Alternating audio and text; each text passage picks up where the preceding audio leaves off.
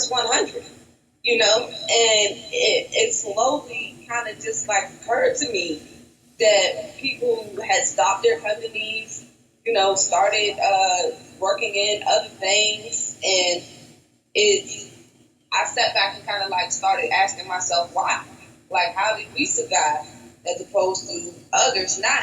And I really think it's because we built that foundation. Yeah, and when you rip back the covers of people, it's just not there. So that leads me to how you, you know, evaluate your company. This is kind of the thing that I'm creating. I'm kind of calling it like the rich model. And it's problem, solutions, market, traction, boom. Okay? So, problem. Are you solving a global world problem that people have not found a solution for? Okay? A real actual problem.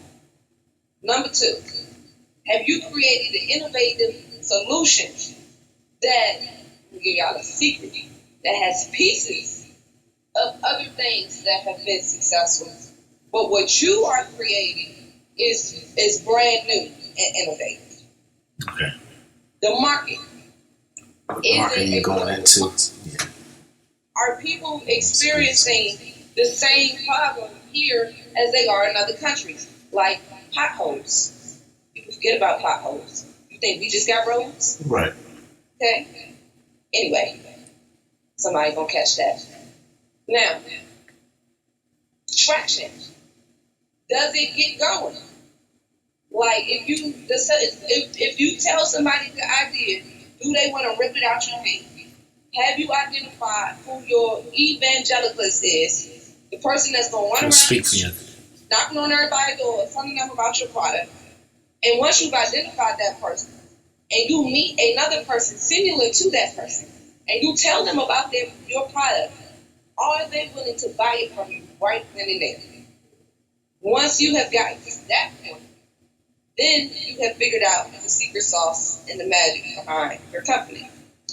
Then you need to have what I call a boom. A boom is a drop the mic, and the White House Department of Education, JP Morgan Chase named us the best financial literacy product. Boom. You know, like the more booms you have, the more it adds up. So I kind of see it like this. I see 2 million for each level. Have you figured out something that's solving a problem, and your product is solving that problem? Okay, bang, that's 2 million. You've done your research, figured out an idea. Okay, have you come up with a solution? You have an actual product. You have a minimum viable product. You have a beta product. You have something that's actually out in the stores. That then gets you up to like the 4 million range. Okay, then we get into the market. How's that looking for you? Who you got vouchers for you? Who you didn't talk to? How have you entered the market? What type of stores are you? How are you actually doing? You know, things like that. How have you been able to penetrate and identify your market? Who is going to buy this from you? That's another thing. You actually have a contract with somebody. You can actually point to some revenue. Then you get to traction. That's another 2 million. You have repeatable revenue. You have a repeatable model that you can do and that you can now scale. You can simply need money behind you or booms. Another 2 million. The more booms you get behind you, that's where you start to really grow and your acceleration. Because it just starts to get to a point where people are just surrounded by your greatness. Okay. You know that's another class right there that you just dropped right on, another program that you can put together. This right here. You know what I'm saying? I'm working on it. I go back and forth calling it the rich pitch, the rich model. I don't know, but I'm working on it. That one is actually the hardest to write. I just wrote 3 books this year. But that one I can't seem to get all the way out. Yeah, but I'm about to I might be teaching I might be teaching entrepreneurship at a school this semester. I'm waiting to find out the final word. So. Awesome. Hopefully you record those classes. When you get to scalability, when you speak on scalability, kind of make that layman's terms from, because of course scaling is going from 1 to 10 or whatever, but explain to the audience what scale, what does that mean and what does that look like? It pretty much means being able to repeat what you're doing, and I kind of break that down in simple steps. First of all, you did it one time, then you did it 3 times, then you are able to sort of take over your little family, your friends and family, and your sort of intimate community. Okay, your church, your organization that you're in, whatever. You've been able to do that. Then you sort of have been you known locally. You get a name locally. Okay, then you get a name regionally. Then you get a name nationally. Then you get a name international. And so it's different levels to it. And the more you're sort of able to scale and get that recognition where people know you in different places, you're sort of building your brand and you're scaling your brand. At the same time, this also needs to happen on the revenue level, with money coming in from different places as well. Once you have those 2 things going, the brand and the money, then that's the scale. Okay. Awesome. I want to shift gears, if you don't mind, Mr. Rich. I wanted to talk to you about your book. When you were writing your book, you mentioned reparations, and it's a reason why I wanted to go there. Not just about reparations, but about processes. You talked about you really put some thought into Black people deserving reparations after writing your book. Now, the reason why I brought it up is there some preparation that if Congress were to pass reparations now, is there some preparation you think African Americans need to do to be prepared for that? Nobody has ever asked me that question. And I almost said, you a smart Negro. Because it's like so many other people are so focused on getting the money. Nobody has ever asked me about preparing for the money. And I think that's a really smart perspective. So much. And so I wonder if we started talking more about preparing for reparations. That's my... If it was coming. It would come.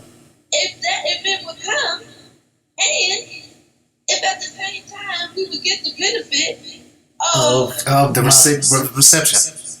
Yes, getting financial education, and that might help put a branding spin on it, because people are like, we gotta get this financial education together because we got these reparations coming. Exactly. That was my thought. Exactly. Because if we get the money, it'll be just like winning the lottery.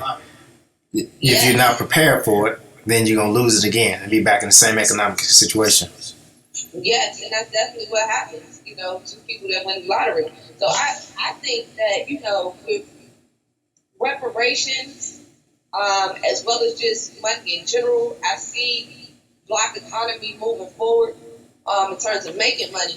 But I don't see people being smart with their money. I see a lot of money being wasted every single day. A lot of money is being wasted. And for no reason, just off of ego. And I seen a meme recently that said, I want to leave an inheritance to my kids, not just those things in those boxes that's in the garage. That's what's up.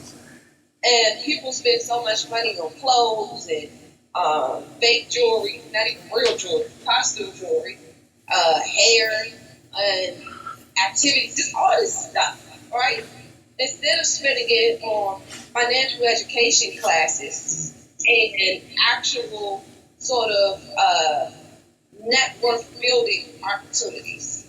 And I think that it is it's critical to actually start preparing for financial education at a young age. When you are able to teach it to your kids, they become comfortable with money.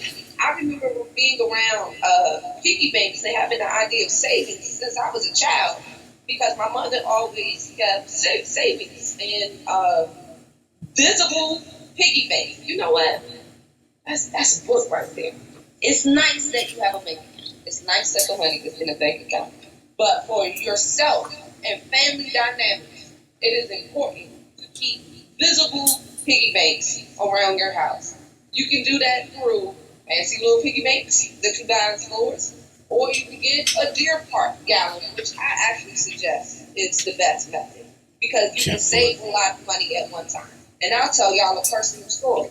When my grandmother passed away, my mother was kind of unable to work mentally for a while. And she had about $10,000 saved up in this jug. We were able to actually live off of this jug for about 6 months and be able to pay our rent and things. And that was just off of the jug without her having to go into any type of accounts or anything like that she had. So not only did it serve as sort of a visible presence for us, it also actually became handy for us at one point in time. Okay, that's awesome.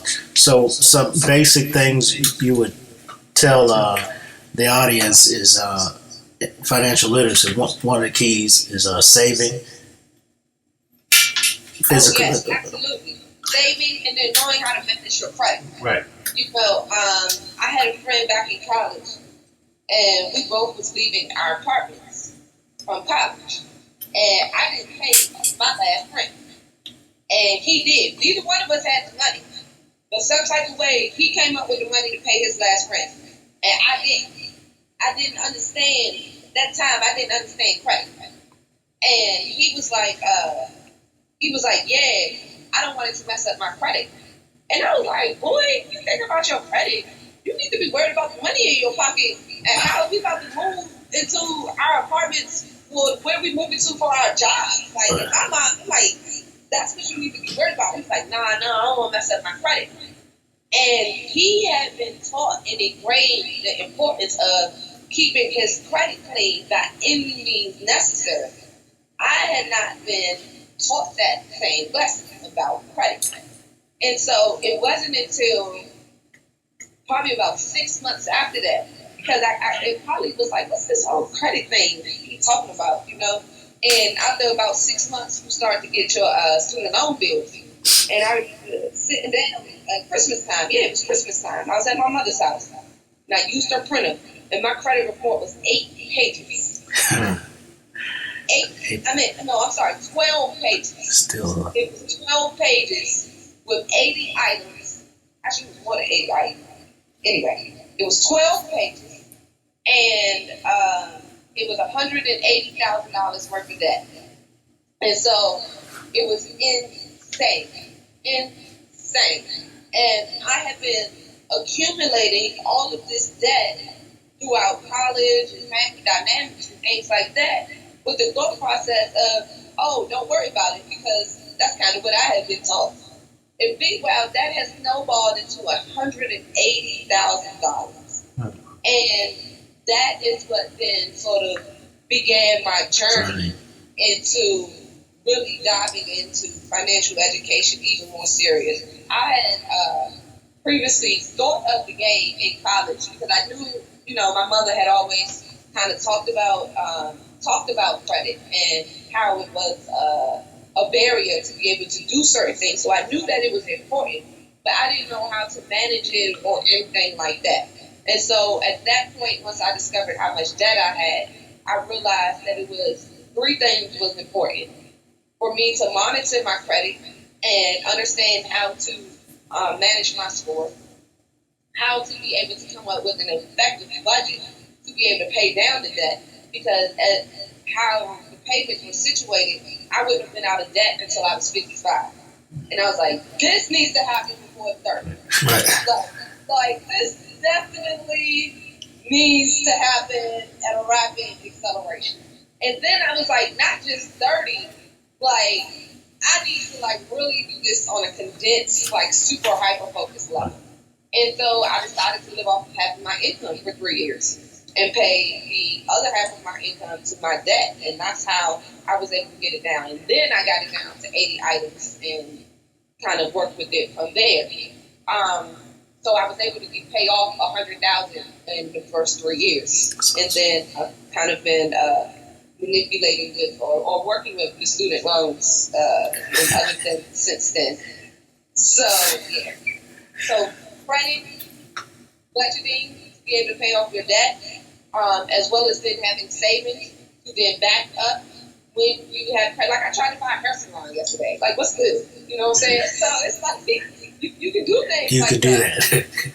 Like, I was literally in a braid shop, upset about the treatment, looked up hair salons for sale, called the real estate agent, and offered $30,000 less than what they had it hotel for. And then literally sat in the braid shop as I was getting my hair done, negotiating, buying this hair salon. You know what I'm saying?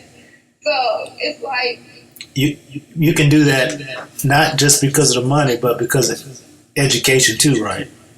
Because you know how to evaluate companies and things like that as well. You have a good point, because say that I didn't know to go in and starting at offering $30,000 less. You know, that's another thing. When I go to negotiate my cars, you know, cars are marked up by 30%. Period. Cars are marked up by 30%.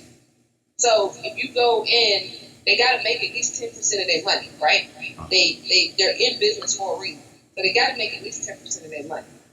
But when's the time that you can like really push this to the metal, right? And that's either the first of the month, that's in August, when they get you import, and it's at Christmas time when the salespeople want toys for their kids. Okay? And so, if you go in during one of those periods, however combination of that you want to use, and you go in knowing your numbers, you know exactly what your credit score is, you know exactly what your APR rate should be, okay? And you know, if you've done the math, it's simple math. You take the price of the car, you go in and request 20% off of that car. You do the math. Let's say the car is $20,000. You take 20% off of that. Okay, that's $16,000. Okay, my interest rate is going to be 3%. You add 3% interest rate to that. Then you divide that. Then you say, okay, I want the loan for 5 years. You divide that by 60 months. Okay, I'm just making up my numbers right now. That means that my car note should be $250. So when you walk in the dealership, you say, I want this car for $16,000 for $250 a month at a 3% interest rate. And then you stay there. And you do not move. You bring a lunch with you. You bring your kids. You bring your slippers with you. I got all that. Okay? Then, when after they finish negotiating with you, and you act like you're about to buy a car, you get up and leave. What you rushing for? You didn't have a car yesterday? What you need for today? You leave. And then you let them call you. You let them call you. You let them email you. And you let them ask you to come back to the store because they have a better deal for you. Then you go back. You have your price, maybe even a little bit more. They done threw in a warranty. Yeah. Maintenance. For 2 years. Then you go back, you get all your other little things that the dealership can throw in. Then you sign the contract. People be out here negotiating wrong, trying to rush, walking in on a Wednesday while it's raining on the 6th or something. You know, they didn't pass their hunger period. You missed the Hunger Games. You walking in on the 6th. You walking in not knowing what your credit score is. You walking in not even knowing what car you want to buy. Just randomly on the block picking stuff. Like that's not how you make financial decisions. And it's like more process needs to go into it, and then that plays out in the long run. I literally have the exact car note that I walked in the dealership asking for. And I'm thinking about trading my car in right now for a Tesla, and I'm only going to pay $50 more than what I'm paying right now. Watch me do it. So, okay, so we talked about, of course, managing, which includes credit and budget. Okay, we did talk also about obviously making the financial wealth, plugging into somebody, learning how to navigate through financial things. What about investments or protecting your assets, like protecting yours? Definitely. So, what about investments? I think that depends on two things. I think it depends on your age, and I think it depends on the point in time that we are in our economic history and stability. And right now, we are 11 years removed from the recession. Recessions, first of all, tend to happen every 12 to 20 years. It's not more than usually 20 years to go past without some type of micro recession happening, first of all. Second of all, we have never experienced the double dip that was supposed to come after the first recession we had. And I could go, and that's a whole another show in itself as to why we're supposed to have that double dip, because they were kind of smoothed out by Obama, and they were on a great path. But then with 45 coming into office, it sort of disrupted the whole system, which brings me to the point in time that we are right now. Congress is meeting right now to increase the debt ceiling, because for the first time in American history, the president has spent more money than what the country actually has. And that's crazy. That's crazy. Like, if they don't approve this for whatever reason, we will be bankrupt as a country as of September. This is literally like never happened before, ever. And so that then makes me feel that a recession is going to probably happen in the next 18 months to 2 years. I really kind of foresee that. So, with that being said, that's then how you have to assess your mindset as to whether or not you want to be doing things right now that are fixed or risky or growth.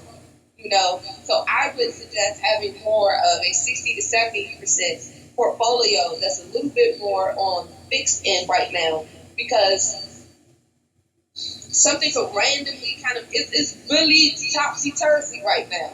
It could randomly sort of happen, and all of a sudden you're stuck with all of these sort of assets that suddenly become liabilities because they're going down. Also, you have to consider your age. Now, the younger you are, the more sort of that spectrum sort of swings, and you can go ahead and maybe, that a little bit more riskier, high-tech things, because you have more time to let it then flesh back out. But if you are older, right now is not the time to really be taking a whole lot of risk, because that recession can hit within a year, 18 months. It can hit next week for real, So it's like right now they're kind of they're trying to work it out right now. So this kind of like watch the government. Right now is a good time to watch the government. Okay. Well, Ms. Rich, we're going to respect your time. I wanted to talk a little bit about cryptocurrency, but maybe we'll get another chance to speak with you. For those that are still with us, are watching, please go to Instagram, Facebook, and like Miss Angel Rich. Follow her. Right. Please go to getwealthylife.com and find out where you can get some financial literacy education courses, and download the game Credit Stacker. Play the game. Right, because it's got a lot of good information in there. Exchange the game. Stop playing Candy Crush and play Credit Stacker. in your spare time. Make sure you get History of the Black Dollar. Yeah, right. That's right. Amazon and everywhere books are sold as well. And if you want to join, if you're interested in being an entrepreneur, check us out at blacktechmatters.co and join the movement. Okay, awesome. I Thank you wanna again. do a shameless plug for us too. Go to our website and check out our shirts because it helps us to be able to do what we do. You know what I'm saying? What does the shirt say? It says, make a choice, start to create. Choose Christ, make a choice, and start creating. I love it. I love it. I'm working on a Christian financial literacy show. Y'all got to send me some. Oh, that's what's up. Yeah, I'll wear the shirt. Yeah. Oh, that's what's up. Okay. Say, Black Brothers, it's been an you. honor and a privilege, and thank y'all for having me. Thank you for your time. Thank you so Thank much for you. your time. Yes. You enjoy your day.